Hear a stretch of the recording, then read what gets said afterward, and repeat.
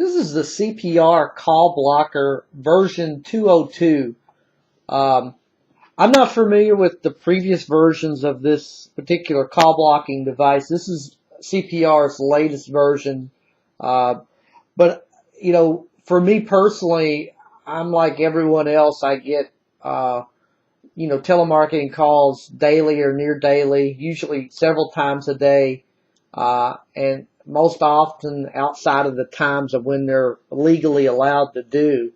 I mean, for me, there's nothing more irritating than having a telemarketer call at 8 a.m. on a Saturday morning, or during dinner, or during watching a movie, soliciting a product or a survey or things like that. And I have a Panasonic phone that has the ability to block numbers, which I actually thought was really good until I quickly filled its capacity at 20 numbers within a few days of having it. And of course, that's the limitation to that phone. And with the telecommunication companies that are unwilling or unable to stop these calls keep coming, not only for me, but for everybody. I mean, they come on the cell phones, they come on the home phones, everything. So a chance to try this particular call blocking solution, I was actually, eager to do so. Now, included with the call blocking device, as you can see here, the little black device with the red button, they provided the instructions, a quick setup guide, warranty call, a no calls sticker, 2 phone cables, one about 1 foot in length and one about 6 feet in length, and a phone line splitter. Now, for me, I was initially a little bit concerned after seeing some reviews indicating that this doesn't work well in the U.S. market. This is the latest version, as I've said, so I wasn't exactly sure if they were referring to the previous versions or this version. And so I kind of had my fingers crossed that this wouldn't have the issues described, and hopeful that I wouldn't have to use the parallel setup as some reviewers have indicated they've had to do, which to me, a parallel setup with this type of device kind of defeats the purpose of an easy way to block numbers. For this setup here, as you can see, my phone service is through a cable company, operating through a cable telephone modem, but working through a standard phone line outlet in the wall.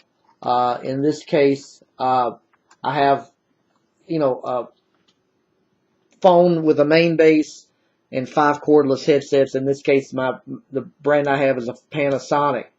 And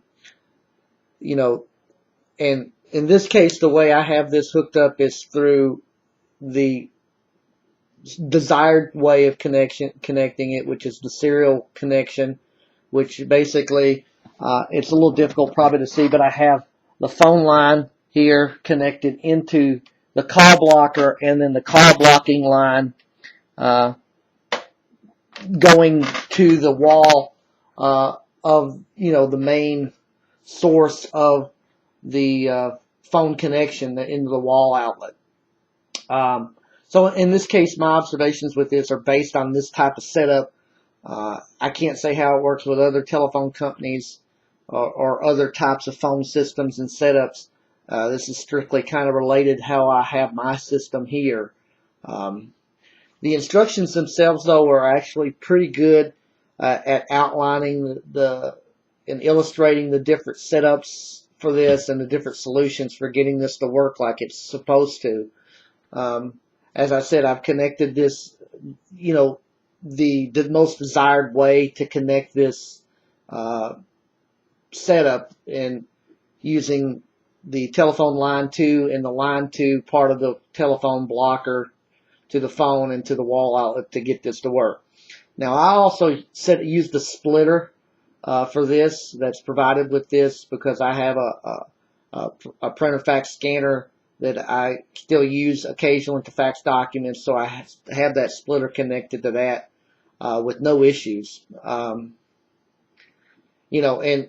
for me, since I already have a few numbers that I knew already, I decided to see how easily you could program the numbers into the device using the codes that's provided in the manual.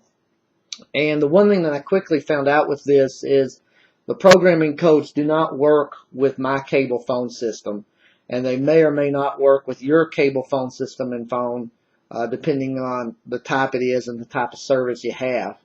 But there's, the instructions are really good at referring to another solution for that works, at least for me on my end, is that you can hold the block now button here for 5 seconds while you have the phone open and listening, while you have it turned on, and it'll beep, allowing you to program the number and the code into the device, and that worked for me, allowing me to block a number. I will say though with this that this should be a simpler method of blocking numbers instead of having the sequence of star star number pound and then the phone number that's required for manually blocking each number. To me, there should be a method of being able to manually enter the numbers on the device without a phone handset and without all the codes. If my Panasonic phone can make a list to block without codes, to me, why can't this device? And I think a simple solution to that would be to add a number pad or a way to scroll through numbers on the blocker in order to manually add the numbers. To me, would be a easier and better way to do this than with all these codes. With those codes, you can block international calls, blocked or unavailable codes or unavailable calls. Although I personally don't think that's practical, as it just blocks those as a whole instead of being able to do that. So if you have friends that live overseas or have blocked numbers, you're not going to be able to use that solution. But after hooking this up, I figured I would actually have to wait a few hours or even a day or two before I got an opportunity to do the block for a telemarketer. But ironically enough, less than 10 minutes after connecting this, I get the call from Geico, who I don't have any affiliation with or association with. I answered the phone, hit the big red button, and no more Geico. So it does work for that purpose. And, the instructions seem to indicate you have to answer the phone to block, which in that case I did. But you can also actually just, if the phone's ringing, hit the block now button, and it will block the call as well. I tested that actually by calling in from my cell phone and blocking myself by just hitting the button without answering the phone. So that does work as well. Now, in the case that if you don't want to permanently block a number, like in the case where I'm testing this with my cell phone, you can use the delete button, which is here, to scroll through with the arrow keys and find the number that you want. I've already deleted this number off, but as you can see, I can scroll through the numbers. You can scroll through the numbers that you blocked, and if you want to delete it off of your list, you can actually hit that delete button and delete it off the list pretty easily, which is what I did with my cell phone to get it off of the block list. But I like the ability to easily delete a number in case you accidentally block or add one by mistake. The one minor issue aesthetically with this is the block now button is labeled well, but the other buttons don't really have any labels. They have symbols. I kind of wish they would label those at least for the ability to have them a little bit more aesthetically pleasing.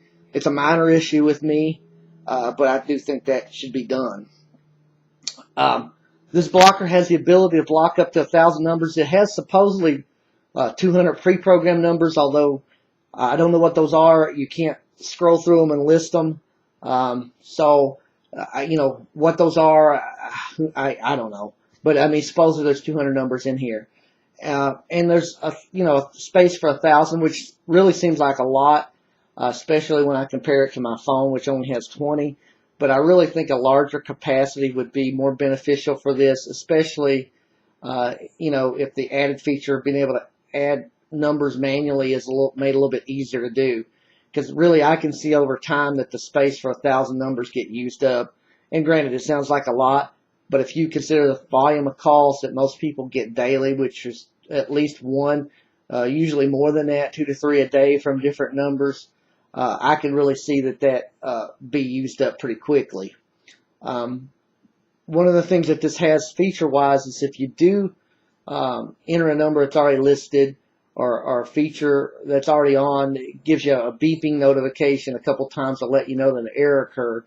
The one thing, I would like to see added to this is some type of duplicate displayed on the screen here to say duplicate number or some type of error notification of some sort. I think that would be a little bit better improvement. Now, for me personally, I've not had any issues other than that others have indicated with caller ID or anything like that. It's worked just fine for me. And, you know, for me, you know, I've been fairly happy with the device in the few days I've been using it. Now, with a few minor improvements that I think that for making block numbers easier to add, you know, or adding a, you know, duplicate display notification and a higher capacity memory, for me this would be a perfect solution, especially if those 3 things were added. But overall, this is a pretty good blocking device for what it is, and I give it 4 stars.